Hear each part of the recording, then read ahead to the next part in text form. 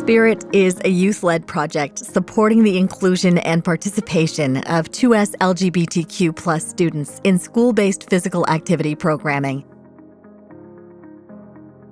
So last year, when I was signing up for my grade 9 phys ed credit, there were only 3 options. There was a girls' class, a boys' class, and then a mindfulness class. I really wanted to do more intense physical activity, but I didn't feel comfortable selecting the male or female class because I'm non-binary. I was getting teased. I don't even know why. I guess because of, my body. I'm an indigenous black queer woman. I have dark coarse hair. And I'm strong. I'm a masculine person.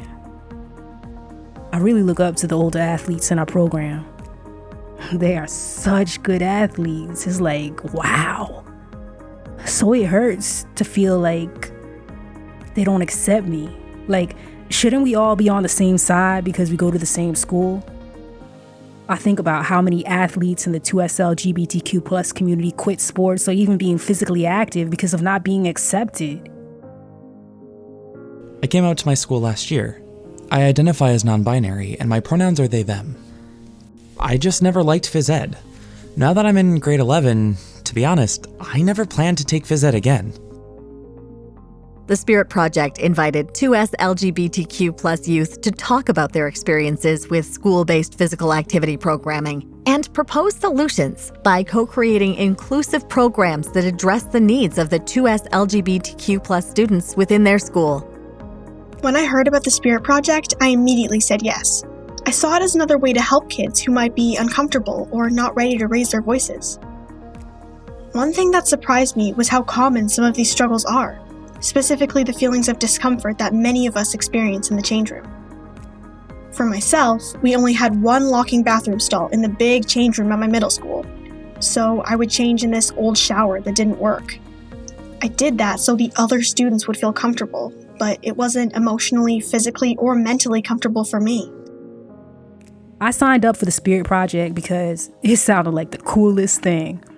This is literally talking 2SLGBTQ+ and Black, Indigenous, Brown, and Asian sports. I was like, this is right up my alley. My concern was for trans people, and the body dysmorphia that I know I felt when I was dealing with my identity.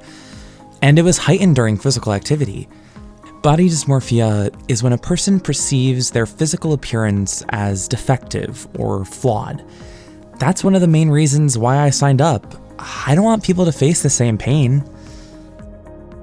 Building on shared experiences, youth proposed solutions to address barriers to physical activity.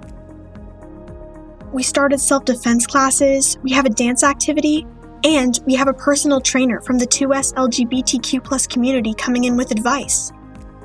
We also have plans to do outdoor activities that let people set their own intensity, like scavenger hunts, but that will get people active and outside. We decided to get some equipment for our fitness center and put a plaque on it saying that it was purchased with the funds from the Spirit Project. We hope it sends a message to all students about the kind of inclusivity we need and we deserve. We're also going to paint it like rainbows and fun things like that. We developed a presentation to share with other students to help them understand how to use names and pronouns and why it's important. We also started body breaks focused on dance and movement as an inclusive physical activity. Let's keep going by learning and growing together. Don't wait for 2SLGBTQ+ students to come out before you make changes. They shouldn't have to voice their identity for changes to occur. Demonstrate and encourage staff and students to be supportive of everyone, regardless of identity, orientation, ability, culture, and the intersection of these parts of a person's identity. Provide many physical activity options at moderate to vigorous physical activity levels for all genders. Let's make physical activity spaces and programs inclusive for all. Learn more at www.phecanada.ca.